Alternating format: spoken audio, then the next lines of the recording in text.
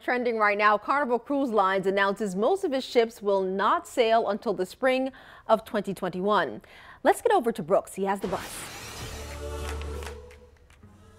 Since the start of the pandemic, it's been pretty tough on businesses, and many of them are just trying to stay afloat right now. But a new report reveals U.S. restaurants, about 100,000 of them have had to shut down since the month of March. Let's get right to it. Here is the buzz. That's nearly 1 in 6 restaurants, leaving about 3 million employees out of work.